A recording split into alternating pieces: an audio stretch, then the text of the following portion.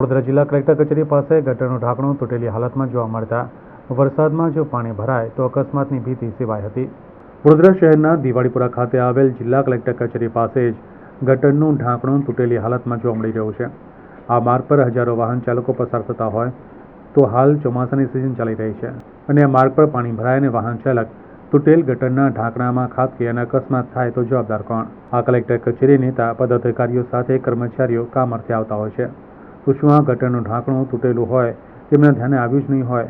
કહેવાય છે કે ગાંડી સાથે ન જાય અને ડાહીને સલાહ આપે એવી કહેવત જેવું લાગી રહ્યું છે। ત્યાં વડોદરા વિકાસ સેના દ્વારા તૂટેલું ગટરનું ઢાંકણું વહેલી તકે કામગીરી કરવામાં આવે તેવી માંગ કરવામાં આવી હતી। આ ઢાંકણું લગભગ 1 મહિનાથી ઢાંકણું એવી પરિસ્થિતિમાં છે।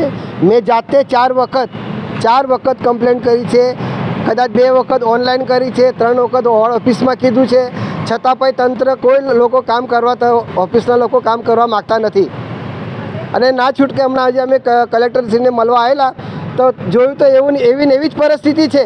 તો મેં એક ઝાડ તોડીને આપણા જનતાને જાગૃત કરી છે કે ભાઈ આવતા જતાં અહીંયા કલેક્ટર કચેરી છે, તમે જોતા રહેજો, કેમ કે અહીંથી જતાં કોઈ બી આ ખાડામાં પડી શકે છે, એવું છે, અકસ્માત થઈ શકે છે।